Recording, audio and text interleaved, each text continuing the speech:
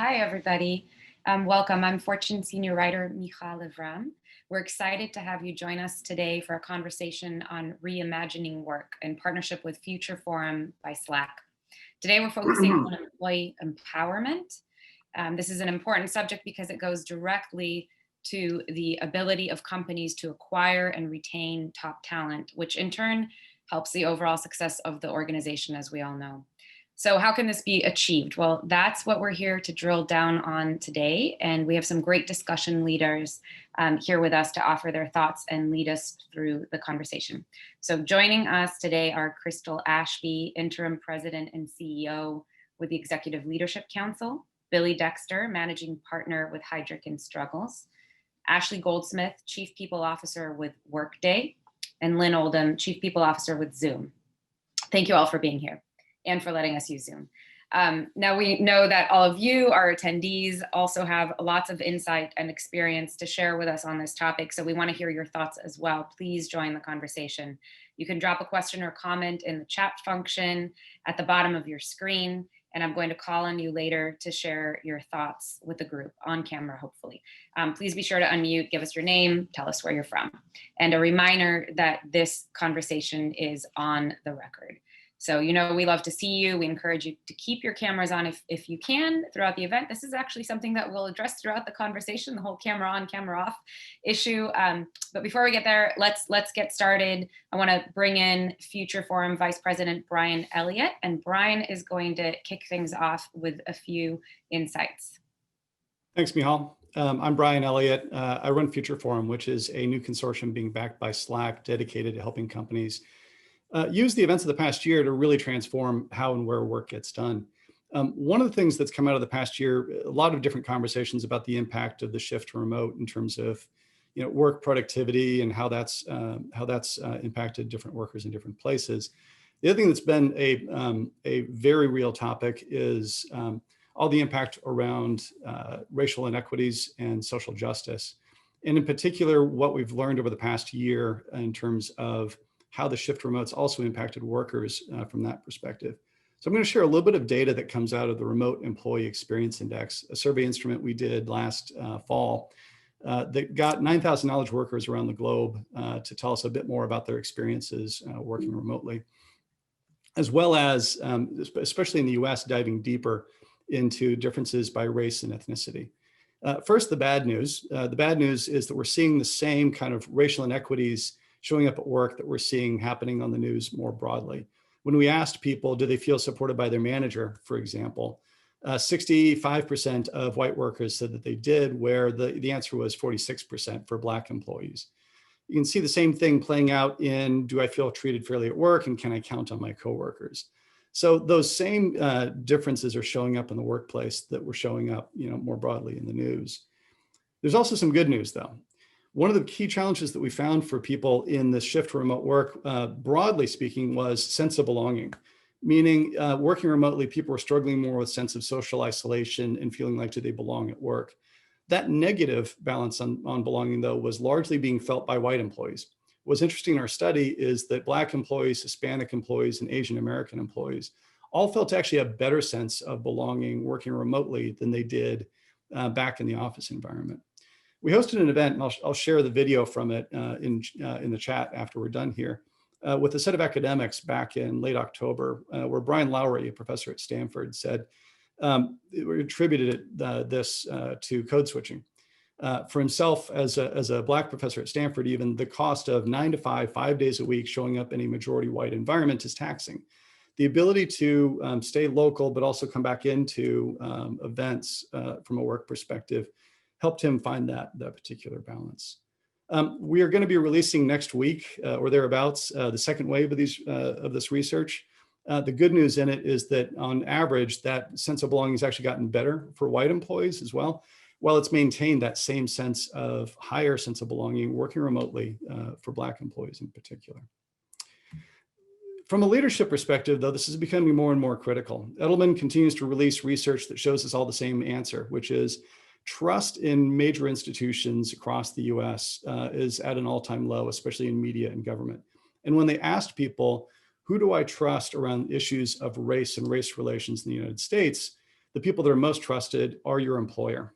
It is your chief people officer, your chief inclusion officer, your CEO, your leader within your organization. And so people are increasingly turning to companies and to the leadership within companies to show the way and to make things better. And so with that, I'm going to turn it back to Michal and this really incredible panel. Thank you so much, Brian. There's a lot there to unpack. That was a lot of data. I want to dig in deeper and hear from our panelists a little bit about, the why behind some of these trends that we're seeing. So first question is, we see that non-white employees, that employees of color feel this greater sense of belonging in a remote setting. And I'm wondering, does this shed light on the fact that remote is better for some people, or that our in-person workplace cultures are broken, at least for some people? Like, is this one thing is good and one thing is bad, or maybe both are, it's not mutually exclusive, but I'd love to hear your perspectives on what this really means, especially as we look at going back into some kind of a hybrid environment and bringing back some form of in-person. And I am going to go to Billy first, if you would mind sharing with us your thoughts from what you see. And I know you have a very wide lens from which you get to view corporations. So go ahead. Yeah, so thank you. I guess a couple quick thoughts on that. One, I think as it relates to diverse employees, going into a majority white environment, every day it's pretty taxing. It's you've got to put on a couple extra layers. You've got to, navigate differently. You've got to, in some cases, you're one person at work, and then after work, you plug it back into that other person. And so you start to think about that, and you think about that every day, every week, every month, every year, and that just starts to add up. And so now, when you get a chance to not have to deal with all of that, you're at home, you're in a safe, comfortable environment. I can be who I am. I can focus a little bit more on what the deliverables are and not necessarily have to deal with a lot of the external things that I'm constantly having to navigate that are in a lot of cases very uncomfortable. So I'll stop there, but I think that's what that data to me reflects. Yeah, I want to point out also that there was a recent Wall Street Journal article that showed that in talking about LGBTQ employees as well, for some, it was easier to come out in a virtual environment now that things are remote versus in person in the past. So I think that definitely, just underscores everything you just said, Billy. Yeah, and I would just add, one other thing to that is that, I've, and being very transparent, in my career, I've had to navigate some of those things myself. And I remember the time when I said that I wasn't going to do this anymore.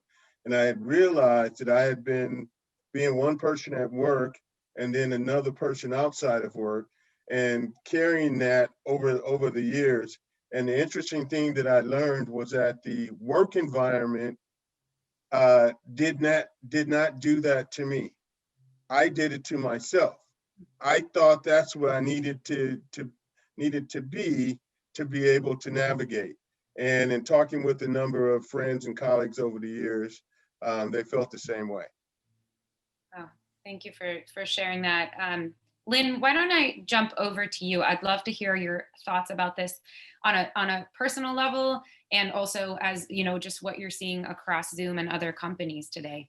Yeah, I'm listening to Billy and feeling like that's one of the things that I think about all the time. Is I hear him say, he did it to himself, but there is work to be done in the work environment too, right? Because to be the only is a really tough spot to be in, right? Whether it's on your floor or in your department, You talk about it like as if you put a mask on every day and have to be someone else. And to me, just, I'm a quasi introvert, and to do this takes a lot of energy, and then I have to go, like get all my energy back after it's over. So I can't even imagine having to do that wear that mask every day. So I do think we have to look within corporations as well, to ensure that we're doing everything we can to make sure that people don't feel that way, don't feel that like they're on an island or have to wear a mask.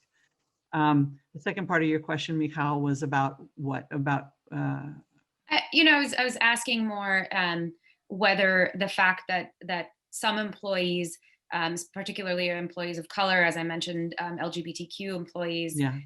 Feel more comfortable and more of their authentic selves in this remote environment. What does that say? What does it say about remote, and what does that say about in person? And again, especially as we're hopefully at some point soon veering into some kind of a hybrid approach for most companies. Well, I definitely see we're new. We've newly minted ERGs happening during this time, which is really interesting because there was all the opportunity to do that before, but it seems like this environment has actually gotten people, and in our company at least, to really think about forming those groups and having those alliances more than before. I think it doesn't necessarily, like you said, I don't think it's mutually exclusive back to the question about remote versus, but I do think we have to be much more intentional on both sides. You both brought in the concept of being the only, and Crystal, I'm wondering if you could comment on that. You, through your work, talk to a lot of people who are the only in their organizations and in their executive leadership teams, and any light that's been shed on that dynamic and how to increase inclusion and belonging and retention, especially among executives, employees of color, anything that we've learned through this time of pandemic and remote only work for so many companies. So when you think about being the only, it's a very heavy burden to bear because no one can take on the ownership of the issues of any particular group. It happens oftentimes when it comes to people of color, Black people, Latinx people, et cetera. It happens more often in those groups because people are looking to that employee or that smaller group of employees for the answer to the issues that are being presented. So if you look back on last year, when George Floyd was murdered and every single Black executive was called into their CEO's office or gathered together to explain to me what just happened, explain to me how everyone is feeling, explain to me what should be done about that. It is a very heavy burden to bear, and we often don't take into consideration what those people are bringing to work. And so when you connect this to the conversation around being their authentic selves at work, COVID-19 adversely impacted the Black community and communities of color much more than it did anyone else. So they're bringing that to work now. George Floyd is murdered. They're bringing that to work now.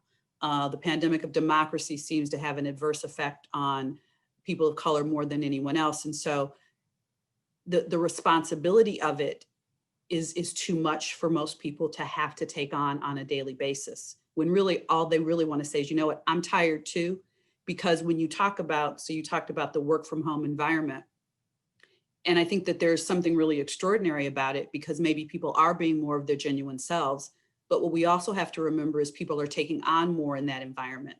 You are at home. And so all of the opportunities that you have, you get up in the morning, you go to work. So you've disconnected from home and you're focused on work. You may step away from your desk to have lunch or coffee, and then you disconnect at the end of the day and you go home to deal with home. Well, they are all one and the same now. Yeah. So you're dealing with the issues that your family is dealing with as it relates to COVID. You're dealing with homeschooling your children when you never expected to have to be a teacher a day in your life. And the technology is not working. So now you're in trouble. I mean, Billy's got twins. He can answer this one as well. You're dealing with the fact that you lost someone to COVID or you have a sick family member. there's so much about that you typically clamp down and put into a box when you walk through those doors.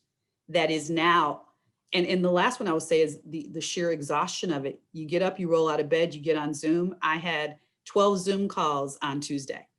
To Lynne's point, I wanted to crawl underneath somebody's bed, but you're always on. So you don't have the relief from that in those situations. And then what you find yourself doing is, okay, I'm going to take a break and have dinner. I was in the middle of that email. I'm going to go sit back at my desk or sit back at my computer, and it's now midnight. So your day is just a rolling cycle. There's so much in it, but to have all of that, and I purposefully described all of that, and be the only one who's supposed to be managing and helping. And the reality is everybody needs to educate themselves. It's not just that particular group's problem. It's everyone's to be knowledgeable about. So I'll be quiet because I could go on. Thank you, Crystal. And Billy, just so we know how easy to go on you, how old are your twins? They are 9 years old. And to Crystal's point, I never thought that I would be a teacher, as well as managing through multiple Zooms and meetings. And so you're absolutely right, Crystal. But it's been a very interesting experience. One of the benefits has been, I've gotten closer to my twin girls, but I valued the time, which I took for granted, when I could check out from that and come back. So I got a lot of love and respect for moms, teachers, and I can't wait till they go back to school. I hear you loud and clear, and I'm with you. Okay, Ashley, I want to go over to you and get your perspective. We're talking about bringing your authentic self and the sort of the pros and cons of some of the shifts that we've seen with remote work. How do you parse through that at your organization, and what are some of the changes that you're thinking of making, longer term, that could help with inclusion and belonging going forward?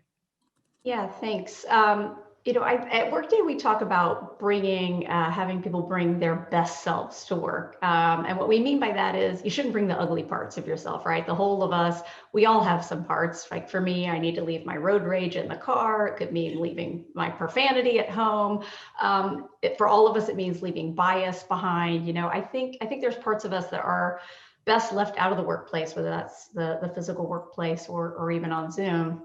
But the parts that make us so special, the parts that make us who we truly are, I love seeing those in the workplace. And I do think that this remote work and this technology, we're all the same size boxes on this screen, right? We all see a little more of the true human in each of us. And I think it's given us that great opportunity to see more of what makes each person special behind that polished veneer that we've talked about. And I think it's giving us those authentic moments.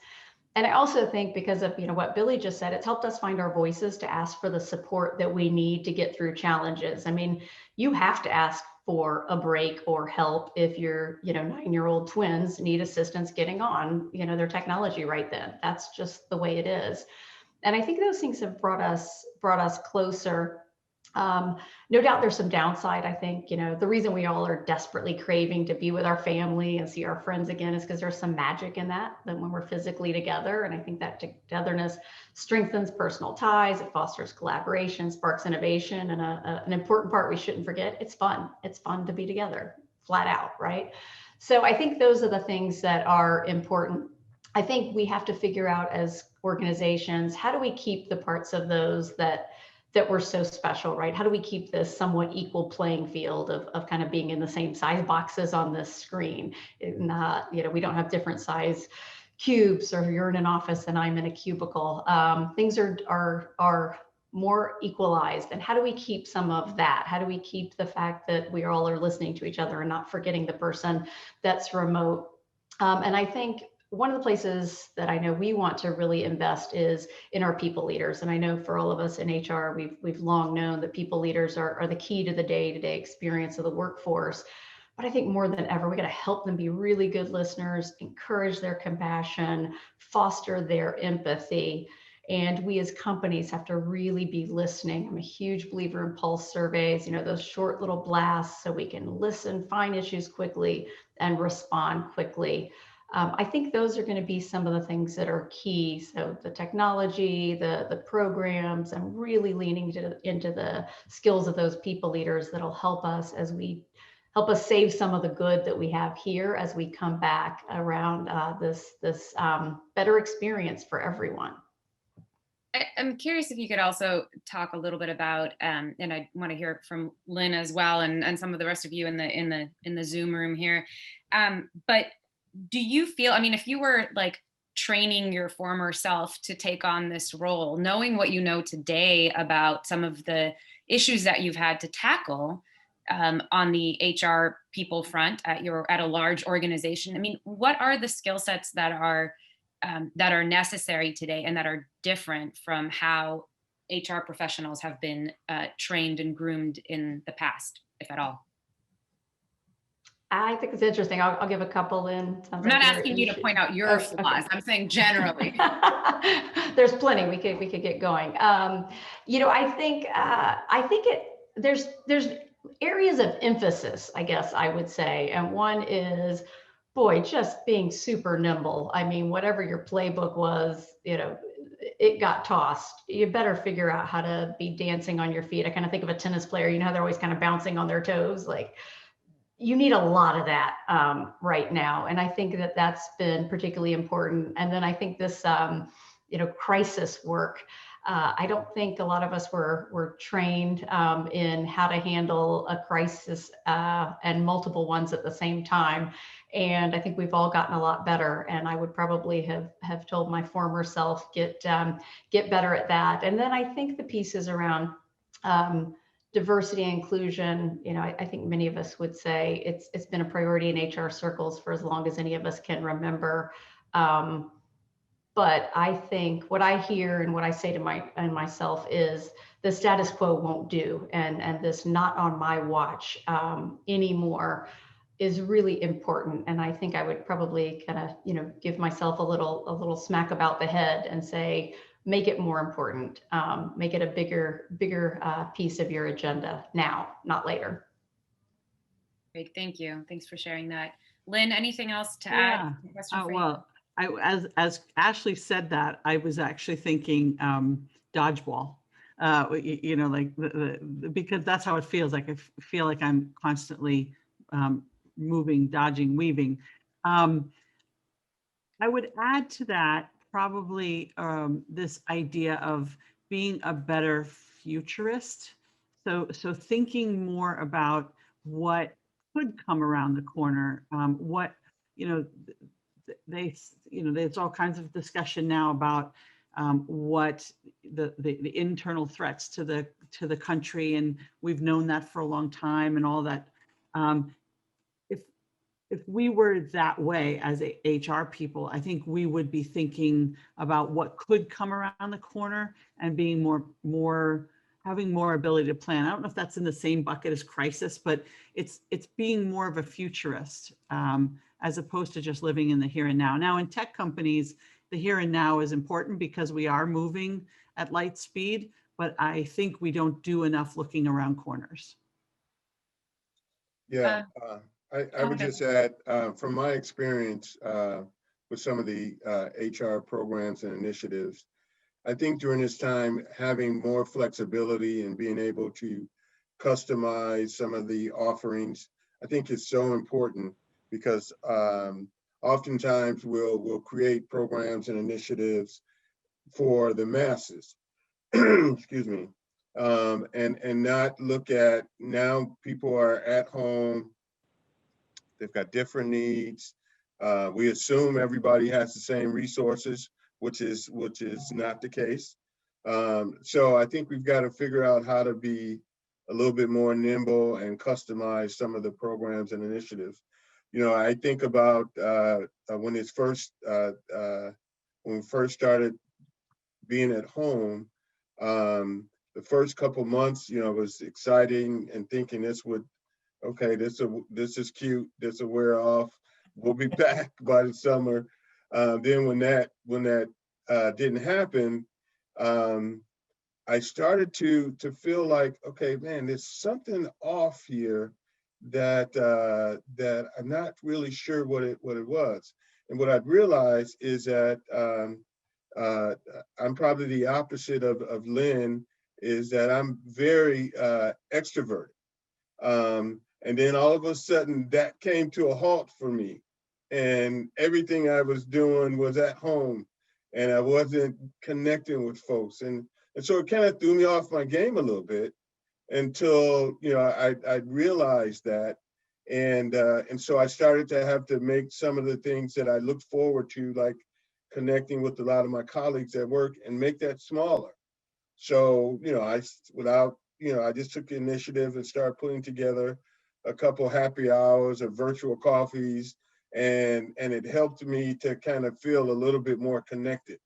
And I think the organization needs to look at that. I kind of took that on as an individual, but I think some of the HR programs initiatives should be a little bit more customizable. I just assumed that all chief people officers are extroverts, but I guess I was wrong. Crystal, I want to ask you a question here, and throw this out to a few of you. We're talking about the CHRO function, the chief people officer. What about a head of D&I? This is obviously a function that many companies, if they didn't add it before this year, have been scrambling to check the box more recently. And how do we make sure that it's not just a box that is checked? What are we getting right in this model, and what are we getting wrong? Well, it was interesting as I was listening to Ashley and Lynn talk, and I will just say, Billy, I'm an introvert, and being at home has actually really impacted the introvert existence as well, because you don't like it as much as you used to. But when it comes to diversity and inclusion, I think there's a couple of things as I listen to Ashley and Lynn talk as well. First of all, it's not a thing, and I've taken to saying culture a lot more. It's about the culture of your organization. There is no specific model. Billy made a point about HR objectives that, or HR plans and things that they need to be sort of changed to look at working from home. There is no specific model for diversity and inclusion. Every organization has its own DNA. Every organization is led by a different CEO who needs to own this. Every organization has a different C-suite that has to own it and implement it. Every organization has a different board that should be holding people accountable for it. So when it comes to diversity and inclusion, there is no specific model. And I think that's part of the problem that we've experienced, thinking that you could just take one model and overlay it across every organization. And in doing that, you're going to presume a company is going to get it right or get it wrong. If you look at the organization's DNA and you talk about the leadership and the intentionality that a lot of people have mentioned, that's what you need to be focusing on, and how you're going to change that environment so that everybody does believe they can bring their full selves to work. In order for diversity and inclusion, diversity, equity, inclusion culture to work, it has to be built as sustainable. Yeah. And we do not do a really good job of staying the course and making sure this is now a part of the fabric of the organization, not this particular CEO's agenda for the year, or we have to do this for now and it's going to get moved. It's not in anybody's performance contract, so nobody's got accountability for it. It's not being measured, so it's not being done. And I go back to something I said at the beginning, which is, where does that ownership for that sit? And it sits with the CEO, and perhaps in conjunction with his board chair, in terms of the board making sure there is some accountability for it. It's got to be, Ashley said, not on my watch, not now. That's the other piece of it. It has to be a living entity in the body of the organization, and it has to have measurable outcomes, and it has to be talked about. Because it's very easy to say in January, we're going to roll it out, and say in November, well, we didn't look at it again. And so you have to create that sustainability. So I'm excited. The short answer is I'm excited about it, Michal, to see who is being given these opportunities. But I would also say it depends upon how committed they are and how much that person's going to be able to flex in the space to get things done and to implement change. Yeah. Thank you. Michal, I would just, as a former chief diversity officer, I would agree with Krista 100%. The one thing that I see lacking in the roles is one, she hit on it, is the accountability. And when you think about it, every other business initiative and strategy has milestones, it has resources, it has accountability. We're checking in on Q1, Q2. Why should this be any different? Okay. And if you're not getting it done, then we need to hold people accountable who are not getting it done, just like we would every other initiative. But one of the things I think is missing is the connection to the relevancy of the business. Sometimes the DE&I work sits on the outside and it's not necessarily connected into where the business has been, where they're trying to go. And so the CEO and the D&I leader and the business leaders have to make a D&I relevant to the business. It has to be incorporated into the business strategy and hold people accountable, just like any other initiative within the firm. Great. This is a really, really good point about just the connection to the relevancy of the business and connecting those dots. I want to bring in a few people to the conversation. Kim Seymour, if you are still on, I know you might have to jump off early, so I'd love to hear from you. You know, really same question. What are we learning about how to optimize that role and make it as effective as possible and as ingrained into, again, the real business? And can you introduce yourself also? Hi, I'm Kim. I kind of did. I'm the Chief People Officer at WW, the artist formerly known as Weight Watchers. I'm first, I'll double click on what Billy said, which is I so approach this as if we were launching a product or you know, checking in on progress of an initiative that we brought to bear a couple of years ago. There are metrics, there's analytics, there's strategy, there's resources, there's all of that. And I really do try to talk about it in those terms. But even before I get to that, there's probably a more philosophical conversation to have, in my opinion, which is, it goes back to what we talk about at WW, your why, right? Getting really clear on what is important to you as individuals and as a company. Because once we had that conversation, the rest of it really wasn't that hard.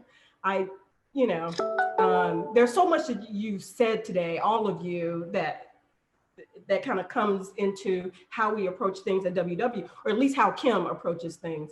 And one is about that conversation about people feeling a little bit more democratized in this environment. I think it's because of the reckoning we've all had with the health pandemic, the racial pandemic, the political pandemic. You had to kind of get still with yourself and understand what's important, which gets you to the next question is, what's the worst that can happen? If I say exactly what I think, if I do the right thing for the right reasons, for the biggest amount of people, what is the worst that's going to happen? You'll lose your job? No, there's a lawsuit right there. But even if you do, you'll get another job. So sitting down with the people that are around me and thinking about, really seriously, there's no judgment here. How much do you really care about this? And I didn't want the answer after George Floyd was killed. I want the answer in March of 2021, because, the hashtags are over, the media presence is a little bit less, Black History Month will have gone by. And if you're still committed in March of 2021, then I'll pay attention to what you're saying. Because until then, it's all fluff as far as I'm concerned. So, I hope you said so many jewels here that I can't even, cover it all, because it really is going to be about commitment of the company and commitment of the people to not just the little things you can do, like hire an intern, yeah, necessary but not sufficient. What are the big things? What's the loom shot you can do? What HBCUs are you reaching out to and partnering with that are beyond the 5 that everybody knows? Because there's what, I don't even know, like 100 more. But if no offense, I love my Howardites and Hamptons and Spelmans and Morehouse, love all of them. But they're pretty well funded right now. How about you go find one that, you know, that is a small liberal arts one somewhere. So there's so much there. There's so much to do. But I will go one step farther. The Black employees where you work are being called upon to lead a lot of these charges and be the face. I am kind of naturally the face, quote, you know, no pun intended, but it's exhausting. It is exhausting, and you need accomplices. I'm lucky that I have phenomenal accomplices, but just look out at your organizations and think about how much of this burden is being put on them to fix all of this when it wasn't theirs to begin with, you know, what they didn't really create it. So I don't even remember what the question was I was answering in the beginning. You answered so many things, so it was all. I am an occupational extrovert, by the way. I would have never guessed. I have a shirt that says quarantine, I was made for this. But no, I wasn't, because I'm over it. I think you nailed the headline for this conversation, which is necessary but not sufficient, and how do we move past that? I'm sorry, one more thing, because Ellen McGirt said something, and I quote her. I think she stole it from someone, but I start almost every conversation in WW with this, and she said it. As an inclusive leader, your job is to look around that table and notice who's not there, and then to ask yourself why. That kind of crystallizes everything, all of the work, all of the initiatives, all of the plans. It's really not that hard. We just make it that way. Who's not there and why? Go fix it.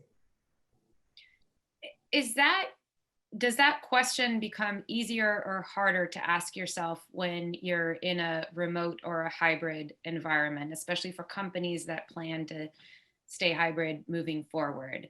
I'm curious to hear, Kim, I don't know if you want to give a quick take on that, and it can call on others, but are there differences?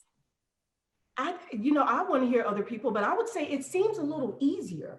I don't know why that is. I don't know if it's we all on kind of more of an even keel, it feels like. But it also might be what we talked about before. This whole time has really made people think about, why not, and their place and how they want to show up and what they stand for and what they will stand for. So it feels a little bit easier to me. Or I never had a problem in the first place. So Kara, I want to call on you if you're here, Kara Hollander, if you could introduce yourself. And same question for you. You've been doing this work for a while, and I want to know, what you've learned about what works and doesn't work. You've also been doing this work for a variety of organizations, and so how does that real commitment actually show up? I'm Kara Hollander. Thank you, Michal. I am the Chief Diversity, Equity, and Inclusion Officer for the Carlyle Group. And my perspective, not only working at Carlyle, but Carlyle also has investments in portfolio companies, and I work with those leadership teams around their strategies as well. I'm going to echo what Kim, what Billy, what Crystal said in terms of it's about a compelling why, so that the leaders of that organization can speak from a place of authenticity in the small interactions and the big ones. It's about accountability. What does that look like? It looks like the board holding the CEO accountable. It looks like the CEO holding his or her direct reports accountable. For us, we're weaving it into our compensation. We, this year, are asking each and every one of our employees to set a diversity, equity, and inclusion objective. It's about having plans, action plans that are specific to each group in your organization, and then asking them to report out on progress during quarterly business reviews, just like you would every other business priority. I think there's one other thing that I would add to this, and I loved the comment that I think, Billy, you made about it being tailored to that local situation. And that can mean, it can be a pair of manager employee, it can be to a group, but helping to give some of that guidance, that specific guidance that gets somebody over that first hesitation, that hump that might be there, that am I going to say the wrong thing, or how do I begin or build this relationship on a deeper level? And so, we've done a lot of that work, giving people, here's the question that you might want to ask in your next one-on-one with your employee. There's that hesitation perhaps for some to open up. Here's how you can model doing it yourself and invite somebody else to do it for you. Here's how you can reach out to some of your employees when these events happen, so you know that they're thinking of them, but also give them room to respond or not to respond. The other thing that I would say, and I am very excited about, is really making sure that we're baking this in very tangible ways into what the definition of a leader is. And so for us, we've made inclusive leadership and management one of our core competencies. What that means is that before anyone can get promoted to managing director, there's a 360 that is done, a 360 review. And that is one of the key components that people are provided feedback on and that they're assessed against. So I think the piece is, this is not just one thing. It's about looking at your whole organization and saying, how do we take a lens about how can we ensure that we're being as objective, removing as much bias, but really equipping everybody in the right way. So it's not, it's really being intentional and looking at the big things as well as those small interactions that can profoundly impact somebody. Thank you, Cara. I think you brought up a really good point, several really good points, but one in particular. We started out this conversation really talking about bringing your authentic self to work, into the workplace, whether it's remote or not, on an individual level for executives, for employees. And there's also this notion of the authenticity of the company, right?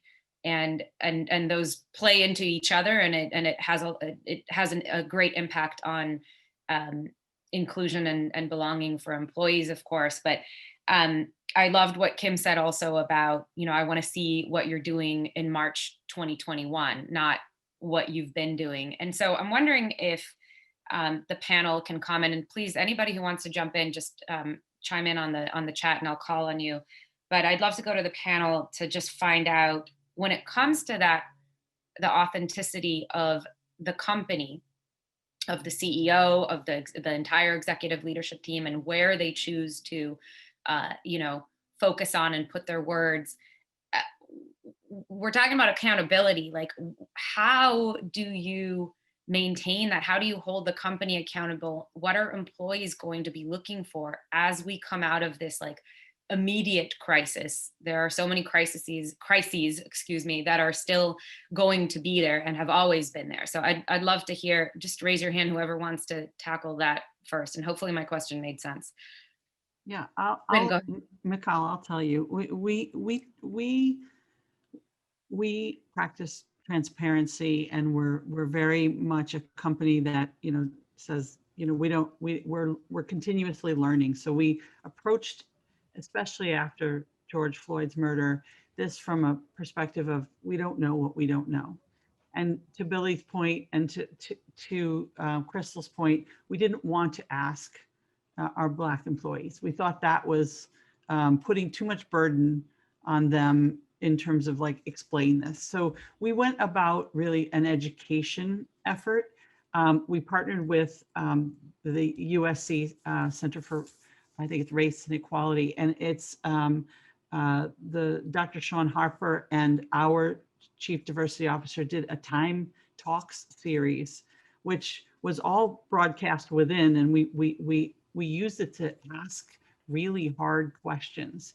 And it gave us an opportunity to really get like, you know, granular about what it was that was we were experiencing, plus how did we move the needle forward, not just today, but for tomorrow and the future. So taking that educational approach really helped people. I think then as we moved into this political morass on the, you know, especially with the culminating in January 6th, I think that also, that approach helped us be more thoughtful that way as well. I mean, I'm heading into an all hands after this where there's really some tough questions that are on, because we answer all questions. We don't shy away from them. And there are some tough questions and I'm still thinking about how I'm going to answer them. So I do think it's transparency, education are the keys for us. I completely agree with those, Lynn, particularly around transparency. I think more than ever, organizations need to be more transparent. I also think for us, one of the things that's important is we made public commitments, and we have some of them are 1 year, but they're 3-year commitments, and they are not easy, and they are not just representation. There is representation, but there are other pieces as well around our community commitments, our product commitments, our sense of belonging internally commitments. And that was really important to us to have something bold and then measure against it. And it really ensures, you know, going back to some of the prior comments that Kim said, it's not, you know, we can't just check that box. We can't say we put our commitments out. I mean, we have to be tracking this literally every quarter, and we have to be committed or we will not get there. And I think that type of focus, and again, it gets back to, it's just like anything else that matters. If it's a product launch, we're going to track the heck out of it, right? We're going to be all over it, and we're going to put resources. I do want to emphasize the resource piece. If it matters, you better fund it. And I think that's an important part of this, is treating it just like that. Michal, I think there's something around making sure you're still bringing everybody with you on the journey. So if you think about all the things that happened last year and people were having conversations, some more successfully than others, those conversations should be continued. And importantly, every one of those companies that made those very bold statements, made those press releases, made those commitments. It's easy to commit dollars because you hand it off and somebody else executes on it. But when you've made a commitment about how you're going to show up as an organization, that's when your employees start to watch as well. You could also talk about your other business, you know, your business partners who are like, okay, this is what I'm expecting from you, but your employees are watching. So I think you need to think about how you keep them engaged in the journey. And in some cases, that transparency may not necessarily be what you want to say, which is, hey, we didn't get this right, but we're still committed to it because we're going to do X, Y, and Z as we continue forward. Because if you don't tell them where you are, they're making up their own stories in their head. And half the time, maybe even more than that, the story that they're making up their head is, see, they're not really committed to it. They're not engaged on it. They're not focused on it because we're doing all this other stuff. So you have to keep them in that conversation, even if you're not where if you said in January, by March, we're going to be at X and you're not there, you need to say we're not there and this is why, but we're still committed to it and we're going to double down and get to where we said we were going to be in June. Because that is now your biggest asset in whether or not this journey continues. And it goes back to, I want to say Brian had that it's your employer that you trust the most, and that trust, that's how you continue to keep that trust, is to make sure you are telling them what you said you were going to do, how well you're doing it, where you're not hitting the marks, and asking them, what are we not doing right or wrong? That's the other thing, solicit their input. because then they're as committed to the journey. Instead of watching you do it, they're as committed to the journey to get there with you. Yeah, and I would just add the conversations piece is something that you have to continue, whether that's, you know, as a team, as an individual, but really encouraging those conversations because that allows people to have understanding and it allows people to feel more and more comfortable about bringing their whole self to work, because now you understand who I am. You understand a little bit about my individual journey. One of my observations as a mentor to some of our colleagues at our firm, I've noticed that the younger colleagues were a little less hesitant to bring their whole selves to work because they didn't have the stature, they didn't have the relationships, where some of the more seasoned colleagues are like, hey, look, I've been here 10 years, this is who I am, you know, it is what it is, you know, that kind of thing. But how do we create the environment where everybody feels that way and we support that and we embrace it? And I think one of the ways is to continue to have conversations. You know, as a Black executive at our firm, I had 7 different partners come to me after the George Floyd incident, and just one checking on me, but then 2 wanting to talk. And these were friends. We've worked together, done stuff together. But as Crystal pointed out, I mean, I was exhausted because I'm dealing with my own, you know, stuff, and now I feel like I got to take on theirs. But what got us through is that they didn't know that they had all individually came to me, but I got us all together, and now we're having conversations as a group, 7 of us, and they wanted to continue it, so we do it. You know, we have a happy hour tonight where we talk about things I could have never imagined me and my colleagues would talk about. But it was because the firm opened that, it encouraged that dialogue. And then we just kind of took it upon ourselves to say, all right, you know what? This is important. Let's continue the conversation. We're not going to wait for anybody else to put together a program because we know how to do this. So let's just do it. Thank you, Billy. By the way, I'm getting the sense that Billy is like one of your heaviest Zoom happy hour users. So hey, I did a 10.5-hour Zoom last week. So, you know, I think I set some kind of record there. I think you did, Billy. Alan, I know you've got a question. I want to just very, very briefly go to Sherry Slate, though, because Sherry, you wanted to share some thoughts as well. You're welcome to share whatever you like, Sherry, but I have one question for you. Ashley brought up the notion of approaching some of the work that we're talking about here as a product launch. And from a tech company's perspective, at least, you would think that they would be very well versed at that and it would come kind of natural, right? So curious to hear your thoughts on that or anything else you want to quickly throw out there. And please introduce yourself first. You're muted. We want to hear everything you want to say. No? Maybe it's not a mute, unmute issue. Do you want to dial back in and I'll try to go back to you? Okay, Alan, why don't we go to your question and hopefully we can get back to Sherry. First of all, I promise you I did not mute Sherry so that I would get my question in. I really did not do that. But I just wanted to ask quickly, because you guys were talking very passionately about the importance of being transparent with your employees about diversity and inclusion. And I wanted to ask you how you feel about being transparent publicly on this issue. You may know we have a new partnership with Refinitiv where we're challenging companies to publicly report their D&I data to the investors, public, et cetera. And it's still a pretty small group of companies and it's been somewhat slow going. And I just wondered if this group had strong feelings about whether that's a good idea, a bad idea, or how it affects the equation. Kim has her hand up, but And this is going to be controversial. I just like most things, I always ask the why of it. I think part of the slow going is if it's about accountability, our employees hold us more accountable than anyone externally ever could. If it's about someone's kind of prurient interest or cancel or whatever it is, I get it. It has a place to put yourself on blast, sort of, and here's where we are, and this is what we're doing.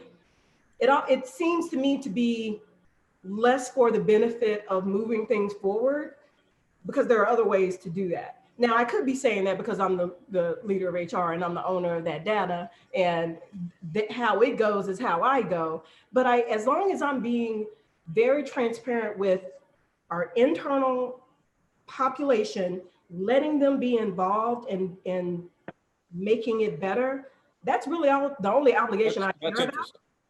That's interesting. I mean, yeah, I guess that's the question for the rest of you is, it is all about accountability. I agree. Right. Does external accountability matter? You're starting to have investors, particularly post George Floyd, asking questions about this. We at Fortune like to shine a light on it. I mean, we think, for instance, Ashley, the Great Places to Work effort that we've had for 20 years has helped companies raise the way they treat employees. So I don't know, but I'd be interested in the rest of you, how you feel about it as well. Anybody else have a quick take on that? I mean, we're going to publish for sure, but I'm with Kim. The people who hold us the most accountable are our own employees. They don't let anything slip, nothing slide. So I think they're our toughest critics. I agree with that completely. And I would also say, I think for many of us, we look at anything we share internally is going to go external. So you're really packaging it for both. Especially when you're running a media organization, Alan, right? Absolutely. Everything we do is public. Sherry, are you? Hey. Sorry, go ahead. No, I'm back. Can you hear me? No. I got the right person. Do you want to share very, very quick thoughts? I'm sorry we have to wrap soon, but I want to hear your take. Two things. Can you hear me? No. Yes. Yes. Okay. So two things on transparency. Look, we've been sharing our data transparently external since 2005. We did an expanded view when Jesse Jackson came to the Valley, Rainbow Push thing 2015. I can remember everybody going, oh my gosh, if we expand, what's going to happen? And you know what happened the day we hit press and release publicly? Absolutely nothing. I got 50% of my time back because I didn't have to answer the questions that people kept asking me to answer to make data public. It was fabulous. It's the best thing we can do. Transparency is our best friend in this work. The second thing I will say is I was on an investor call this morning, and I have to tell you, I was absolutely giddy, and here's why. Normally on those investor calls, the analyst calls, they go, how many of these do you have? How many of those do you have? Like, think counting people, right? The traditional lens on inclusion. And what happened in that meeting was so exciting. It's the kind of thing that we talk to the board about, right? We talk about our performance inside of the micro decisions that we make every day inside of our organizations, the efficacy of our strategic pillars, those levers that actually help us to achieve our aspiration. And the questions investors were asking today were an absolute signal that they get it too. And they're not asking how many do you have. They can now go look at our website. They're asking us the questions that are going to make us better and ensure that we are actually delivering equity, inclusion, opportunity for people inside of the practices that we architect to deliver that. And they're asking us to make sure that we are daylighting and talking about whether or not we are yielding the fruit of what the process is supposed to intend to deliver. So I would say transparency, best friend, and I'm starting to see signals in the questions that we're getting asked from analysts that are absolutely in aligned with that. The last thing, do I have 2 more minutes to share on this topic? We unfortunately need to, I would so love to hear from you, but we unfortunately need to have one more person to go to, and then I do need to wrap up. We're already over. And by the way, the small company you work for is Cisco, just so everybody knows. I didn't totally introduce yourself, but very, very briefly, Nadia, I want to just hear from you on the transparency question. Could you share your quick thoughts? And then I promise we will wrap up and let you all get on with your day. Hi, sorry I haven't been on camera, but I just was making sure to listen to everything. I agree with most of the comments here. You know, I'm of two minds. Transparency has a way of keeping people honest. However, I don't know if it necessarily means that it is the incentive for action. I think, Sherry, you said I was also in a tech company when Jesse Jackson was making his rounds. He came to my company, called me personally on my telephone saying, I'm going to be at your shareholders meeting next quarter. So what are you all doing about diversity? And the reality is if companies aren't committed down to its core, up and down from the leadership team down to the line manager, the numbers aren't going to change, whether you share them or not. I think it's important to share information, but it's really about the process and the behaviors and the actions that you take over time that actually is going to make a difference, not the act of sharing the data itself. Thank you, Nadia. I think those are good words to end on. I'm sorry we did not have time to get to everybody, but I thought this was just such a fruitful conversation. Wish we had more time. I want to thank Crystal, Billy, Ashley, and Lynn for leading today's discussion, and of course, everybody else who jumped in and participated and listened and offered their insights as well. Also want to thank Future Forum by Slack for its partnership today and for partnering with us on another great event that we've got coming up. On Wednesday, February 24th at 1 p.m. Eastern, we have a 3-hour gathering with a variety of sessions covering the most important aspects of reimagining work, including a continuation of this specific topic. Joining us on February 24th, just to call out some of the highlights, and by the way, some of you are on this session as well.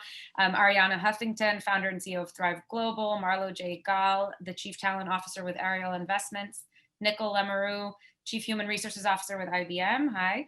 Alistair Simpson, VP of Design at Dropbox, Ashwini Zanuz, GM and Chief Medical Officer with Salesforce, and Grace Zunzik, Chief People and Culture Officer at Chobani, and we have many, many more. So we really hope you'll be able to join us. There'll be interactive discussions, networking opportunities, and all sorts of discussions that you can take part in. So we look forward to seeing all of you then. Keep an eye out on your email for information. And until then, be well. And again, thank you so much for joining us today. Hope everybody has a great day. Thank you. Bye-bye.